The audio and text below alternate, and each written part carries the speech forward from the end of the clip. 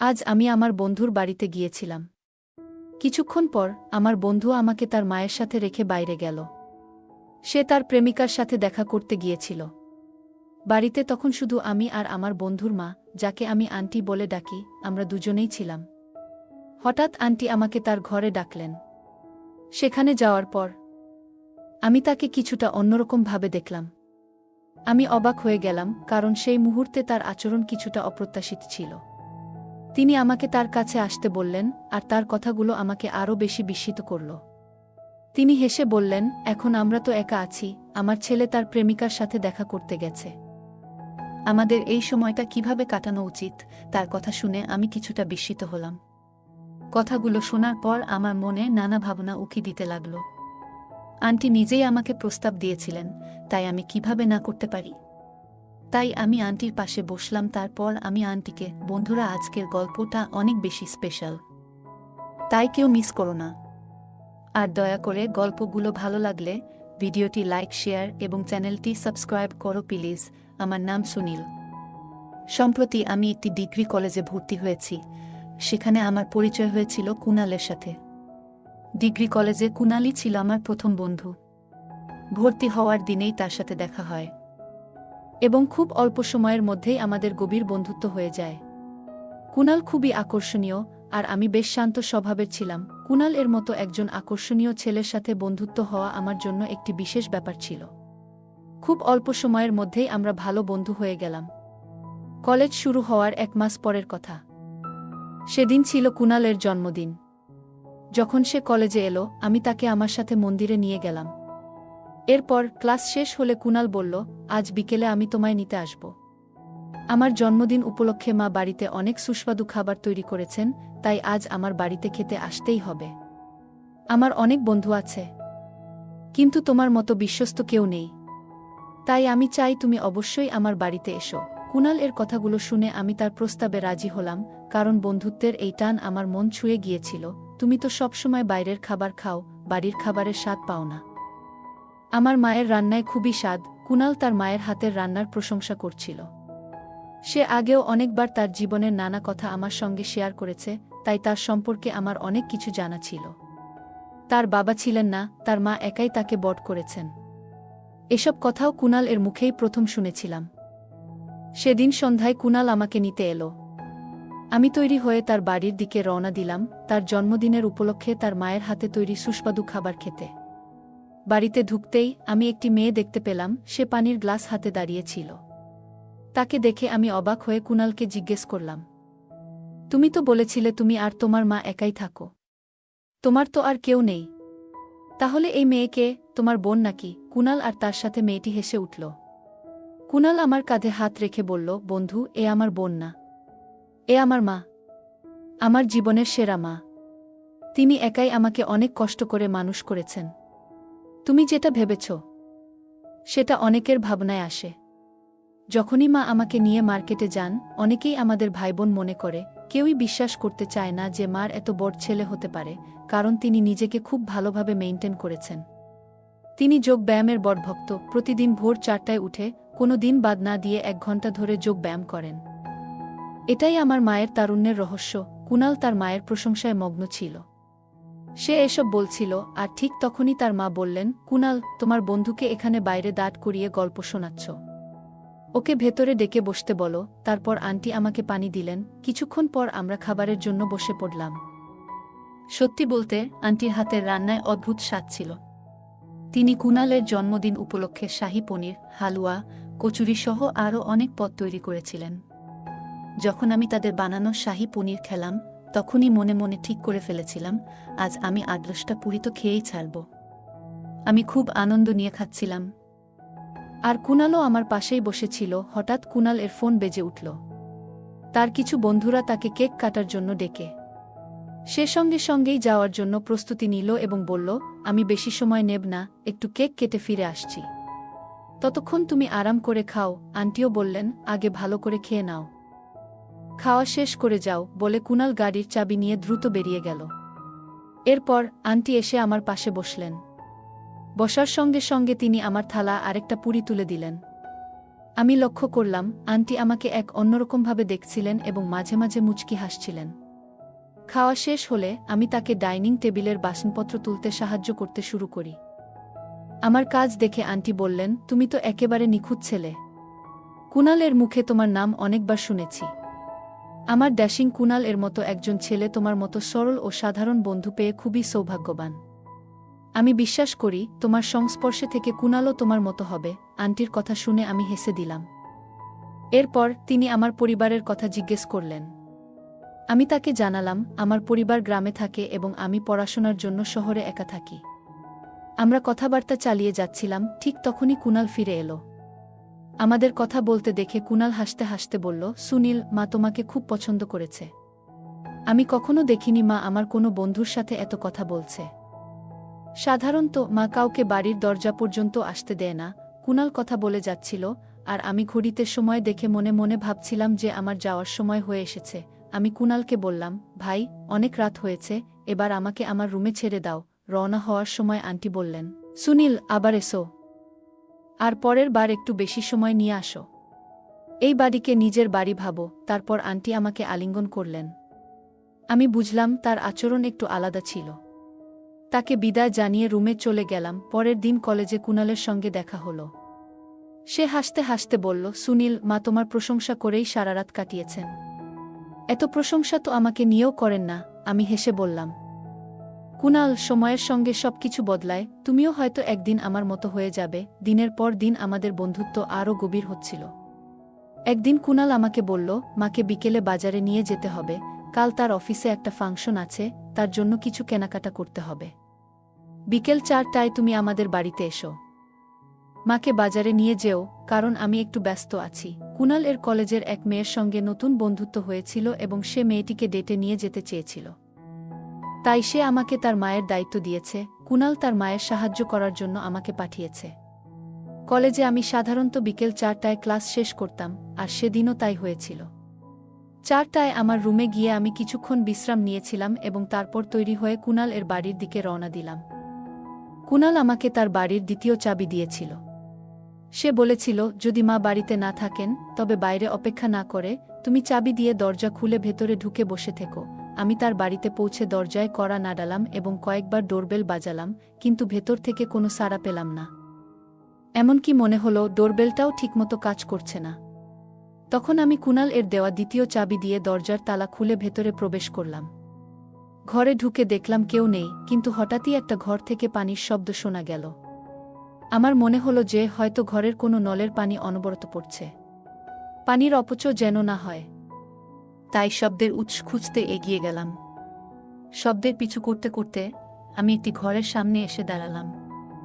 বাথরুমের দিক থেকে হালকা পানির শব্দ শোনা যাচ্ছিল। দরজার কাছে এসে হাত বাড়াতেই দরজাটি খুলে গেল। সামনে তাকাতেই দেখি কুনালের মা দাঁড়িয়ে আছেন।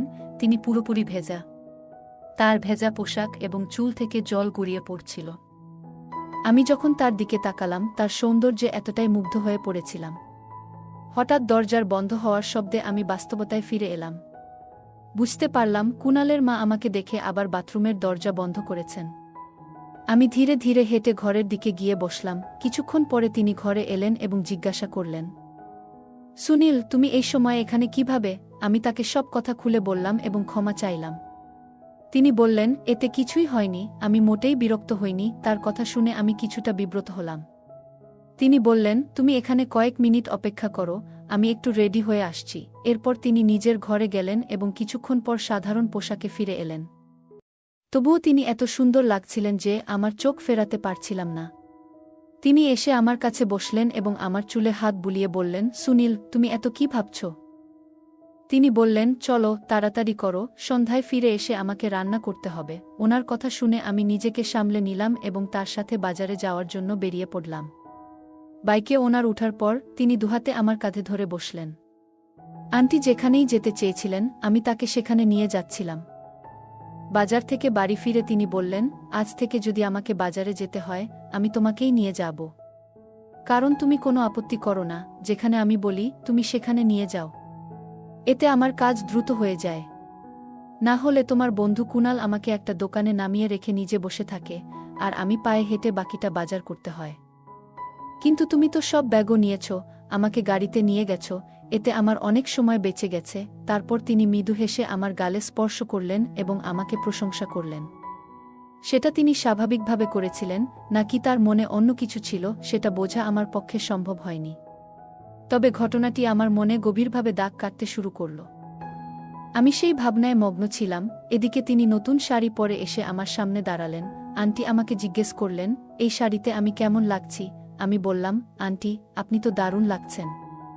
তবে শাড়ির সামান্য একটা অংশ একটু ঢিলা মনে হচ্ছে। আমার কথা শুনে তিনি বললেন, সম্ভবত পিছনের ফিতে বাঁধা হয়নি।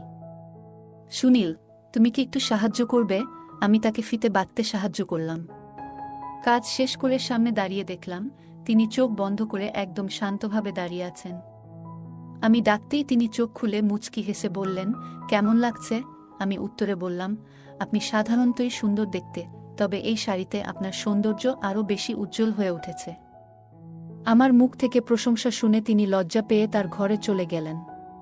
ঠিক তখনই কুণালের ফোন এলো। কুণাল বলল যে সে আজ রাতে তার বান্ধবীর সাথে বাইরে থাকবে এবং তার মাকে একা রাখতে চায় না। সে আমাকে বলল, তুমি যদি মায়ের সাথে থাকো তবে মা আমাকে ফোন করে বিরক্ত করবেন না। তুমি সবকিছু যেমন সুন্দরভাবে সামলে নিয়েছ, আজ রাতেও তেমনভাবেই সামলিয়ে নিও। ফোন রেখে দিল কুণাল। কিছুক্ষণ পরে আন্টি শাড়ি বদলে এসে আমাকে জিজ্ঞেস করলেন, কুণালের কি খবর? বন্ধুত্বের খাতিরে আমাকে আন্টিকে একটা ছোট্ট মিথ্যা বলতে হলো।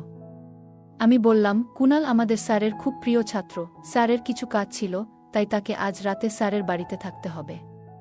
সে আজ ফিরবে না। আমার কথা শুনে আন্টির মুখে একটা মৃদু হাসি ফুটে উঠল। তিনি বললেন, আমি তো একা বাড়িতে থাকতে পারি না, তাই আজ রাতে তোমাকে এখানেই থাকতে হবে। এটা কুণাল আগেই আমাকে জানিয়ে দিয়েছিল। বন্ধুত্বের জন্য মাঝে মাঝে এমন মিথ্যে বলতেই হয়, আর আমার অবস্থা তখন এমনই ছিল। আমি আন্টির সাথে থেকে যাওয়ার জন্য সম্মতি দিলাম।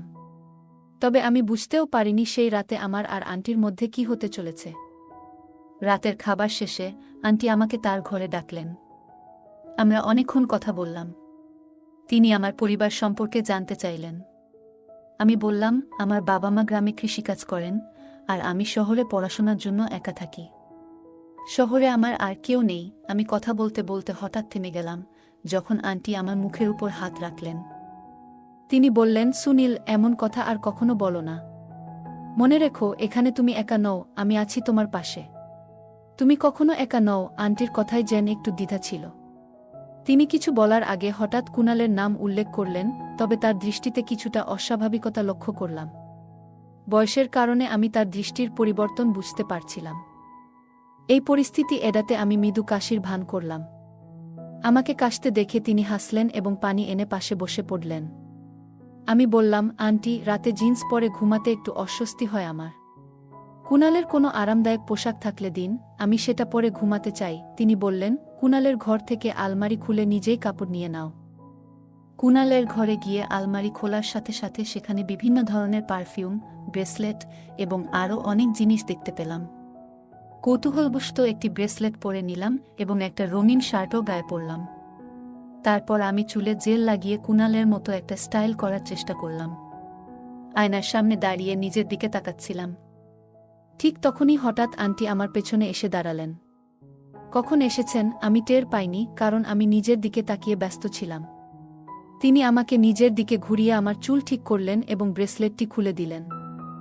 তিনি বললেন, সুনীল, তোমার কিছু বদলানোর দরকার নেই। তুমি যেমন তেমনটাই চমৎকার। প্রথমবার দেখেই তোমাকে ভালো লেগেছিল। কথাগুলো বলার সময় তিনি স্নেহভরে আমার পাশে এসে দাঁড়ালেন। আমি একটু অস্বস্তি বোধ করছিলাম, তাই বিনয়ের সাথে একটু দূরে সরার চেষ্টা করলাম। তিনি হেসে বললেন, সুনীল, এখন তো বাড়িতে আমরা শুধু দুজনই আছি। তুমি এতটা দূরে কেন যাচ্ছ? আমি তার কথা শুনে বিস্মিত হয়ে বললাম, আন্টি, আপনি কি বলতে চাইছেন? কিছুক্ষণ চুপ থাকার পর মনে হলো তিনি কিছুটা অস্বস্তি বোধ করছেন এবং দ্রুতই নিজের অবস্থান পরিবর্তন করলেন। তার আচরণে আমি কিছুটা অস্বস্তি অনুভব করতে শুরু করলাম। তাই হঠাৎ করে তার হাত ধরলাম এবং তাকে কুণালের ঘর থেকে বাইরে নিয়ে গেলাম। তিনি দরজায় কয়েকবার ধাক্কা দিলেন, কিন্তু আমি দরজা খুলিনি। কারণ যা ঘটছিল তার জন্য আমি মানসিকভাবে প্রস্তুত ছিলাম না। তার সৌন্দর্য আমার মনকে গভীরভাবে প্রভাবিত করেছিল, তবে কিছু বিষয় ঠিক মনে হচ্ছিল না। সেই রাতে আমি দরজাটি বন্ধ রেখেই ঘুমাতে গেলাম। পরের দিন সকালে প্রায় 6টার দিকে কুনাল বাড়ি ফিরল। আমি কুনালের সঙ্গেই তার বাড়ি থেকে তৈরি হয়ে কলেজ যাওয়ার জন্য বেরিয়ে পড়লাম। কলেজ যাওয়ার সময় কুনালর বাইকের পেছনে বসে আমি বললাম, কুনাল, তুমি তো তোমার জীবনের সঙ্গিনী খুঁজে পেয়েছ, তবে তোমার মায়ের পুনরায় বিয়ের কথা ভেবেছ কি? আমার এ কথা শুনেই কুনাল হঠাৎ করে মাঝপথে বাইক থামিয়ে দিল এবং আমাকে নিচে নামিয়ে বলল, সুনীল, তুমি আমার সবচেয়ে ভালো বন্ধু, তাই তোমাকে বলছি, আমি মায়ের দ্বিতীয় বিয়ের ঘোর বিরোধী। এই বয়সে মায়ের জীবনসঙ্গীর প্রয়োজন নেই। আমি এখন বড় হয়েছি এবং মায়ের পুনরায় বিয়ে আমার কাছে একেবারেই গ্রহণযোগ্য নয়। আমার করা প্রশ্নটি হয়তো কুনাল এর পছন্দ হয়নি, কারণ কুনাল আমাকে রাগান্বিতভাবে উত্তর দিয়েছিল, তাই আমি তখন সেই বিশ্বাসটি বন্ধ করে দিয়েছিলাম। দেখতে দেখতে 1 মাস কেটে গেল। এই 1 মাসে আমি একবারও কুনাল এর বাড়িতে যাইনি। এখন আমাদের কলেজে অ্যাসাইনমেন্ট জমা দেওয়ার সময় চলে এসেছে। একদিন রাত 8টার দিকে কুনাল আমার রুমে এসে হাজির হয়। সে আমাকে অনুরোধ করতে থাকে যাতে আমি তার অ্যাসাইনমেন্টটি সম্পূর্ণ করে দিই। আমি সব সময় আমার কাজ সময় মতো করে রাখি, তাই আমার সব অ্যাসাইনমেন্ট আগেই শেষ হয়ে গিয়েছিল। কুনালের অ্যাসাইনমেন্টটি শেষ করতে আমি রাজি হয়ে গেলাম, কিন্তু তখন রুমে বিদ্যুৎ ছিল না। আধা ঘন্টা কেটে গেছে, তবু আলো ফিরে আসেনি। কিছুক্ষণের মধ্যেই জানতে পারলাম যে পরবর্তী 3 দিন পর্যন্ত বিদ্যুৎ আসবে না। কুনাল আমাকে বলল, এখানে বিদ্যুৎ নেই তো কি হয়েছে? আমার বাড়িতে লাইট, ইনভার্টার সব আছে। প্লিজ আমার সাথে বাড়িতে চলো। কুনালের অনুরোধে আমি তার সাথে তার বাড়ি যাওয়ার জন্য রাজি হলাম। বাড়িতে পৌঁছেই আমি কোনো দিকে না তাকিয়ে সরাসরি তার ঘরে চলে গেলাম এবং দরজা বন্ধ করে দিলাম। কুনাল আমাকে অ্যাসাইনমেন্ট লেখার জন্য দিয়ে নিজে তার গার্লফ্রেন্ডের সাথে ফোনে কথা বলতে লাগল। তার গার্লফ্রেন্ড একাই নিজের রুমে থাকে। হঠাৎ কুনাল ফোনটি বন্ধ করে আমার দিকে ফিরে বলল, সুনীল, আজ রাত তুমি এখানে সব সামলে নাও। আমি আমার গার্লফ্রেন্ডের সাথে দেখা করতে যাচ্ছি, সম্ভবত সকালে ফিরব। আর হ্যাঁ, অ্যাসাইনমেন্ট জমা দেওয়ার জন্য এখনও 4 দিন বাকি আছে, তুমি চাইলে ঘুমাতে পারো। আমি কুনালকে বাইরে যেতে নিষেধ করছিলাম, কিন্তু সে কথা না শুনে বেরিয়ে গেল। প্রায় আধা ঘন্টা পর আমি তার রুমে বসে অ্যাসাইনমেন্ট লিখছিলাম, তখন দরজায় টোকা পড়ল। বাইরে গিয়ে দেখলাম আন্টি 2টি গ্লাসে দুধ নিয়ে এসেছেন। কুনাল ঘরে নেই, এই বিষয়টি যেন তিনি না বুঝতে পারেন। তাই আমি তাকে ঘরে ঢুকতে দিলাম না এবং বাইরে গিয়ে বললাম, কুনাল ঘুমিয়ে পড়েছে। তিনি আমাকে 1 গ্লাস দুধ দিয়ে তার ঘরে ফিরে গেলেন। আমি ডাইনিং রুমে বসে দুধ খেয়ে আবার কুনাল এর ঘরে ফিরে এলাম। হঠাৎ আন্টির ঘর থেকে অদ্ভুত শব্দ শুনে আমি আতঙ্কিত হয়ে তার ঘরের দিকে ছুটলাম। ঘরে ঢুকেই দেখি আন্টি নেই। পেছনে দরজা বন্ধের শব্দ হলো। দেখলাম আন্টি দরজাটি বন্ধ করেছেন। আমি জিজ্ঞাসা করলাম, আন্টি, এটা কি হচ্ছে? তিনি হেসে আমার মাথায় হাত বুলিয়ে বললেন, তোমাকে এখানে আনতেই হতো, তাই এমনটা করেছি। তুমি তো আমাকে ভালোবাসো, তাহলে এমন করতেছ কেন? আমি বললাম, আপনি আমার জন্য মায়ের মতো। আমি কিছু ভুল করতে পারি না, দয়া করে আমাকে মাফ করুন। তখন তিনি রেগে গিয়ে আমার শার্টের বাটন এমনভাবে টানলেন যে সেগুলো ছিঁড়ে মাটিতে পড়ে গেল। আন্টি হঠাৎ আমার কলার ধরে বললেন, আমি তোমার মায়ের মতো হতে পারি, কিন্তু মা নই। এটা মনে রেখো। তার কথায় আমার চিন্তাধারায় একটা পরিবর্তন আসলো। সত্যিই তিনি আমার মায়ের মতো যত্নবান ছিলেন, কিন্তু মা ছিলেন না।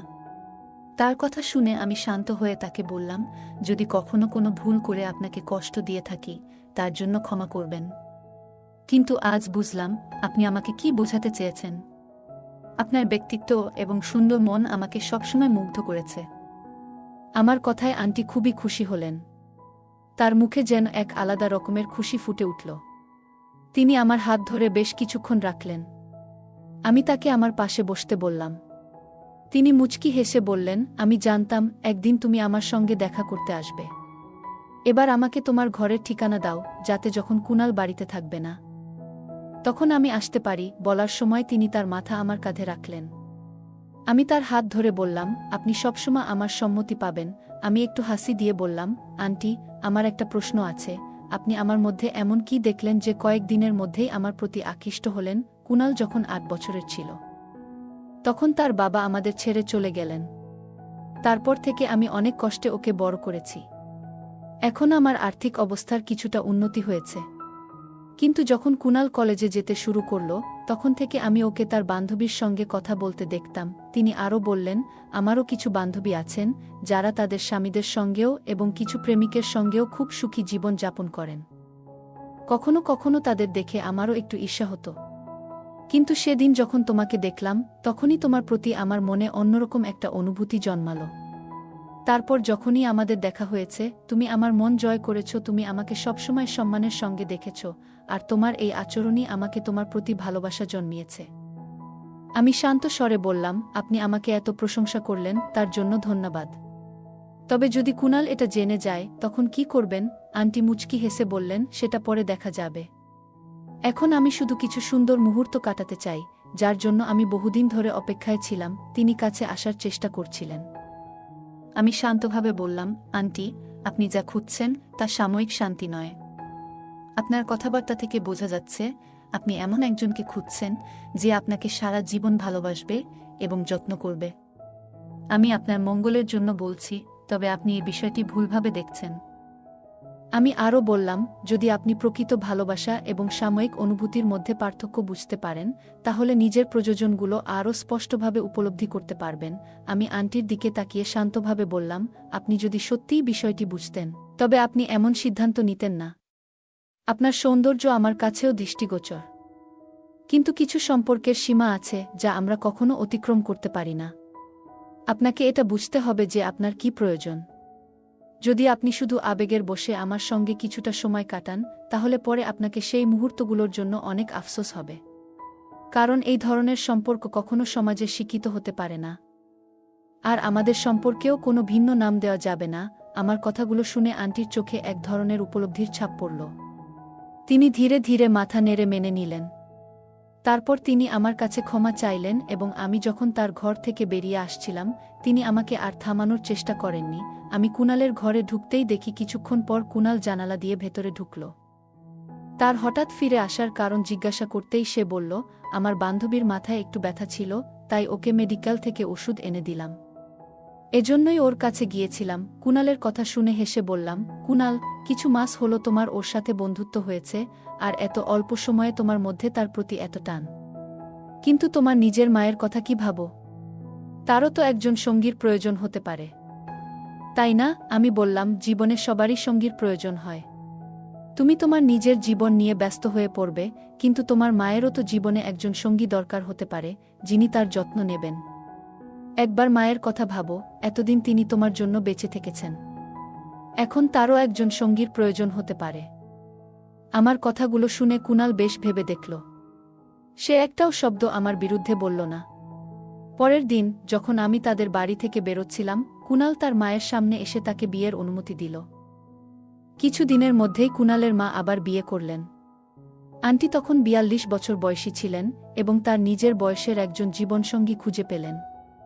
আমি যখন আন্টিকে নতুন জীবনের জন্য শুভেচ্ছা জানাতে গেলাম, তিনি আমার মাথায় হাত বুলিয়ে বললেন, সুনীল, আমি তোমার মায়ের মতো নই, আমি তো তোমার মাই।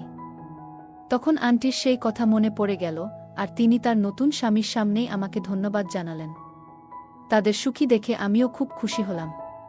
কুনাল আমার ঘনিষ্ঠ বন্ধু ছিল, তাই তার সুখ আমার সুখের মতোই। এরপর আমি আর আন্টির বাড়িতে খুব বেশি যাইনি।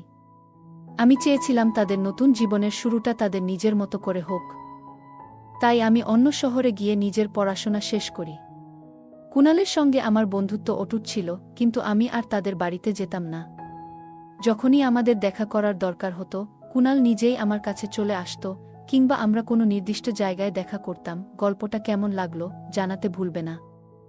আরও মজার মজার রোমান্টিক গল্প শুনতে চাইলে ভিডিওটি লাইক, শেয়ার এবং চ্যানেলটি সাবস্ক্রাইব করতে এবং বেল আইকনটি ক্লিক করতে ভুলবে না। ধন্যবাদ।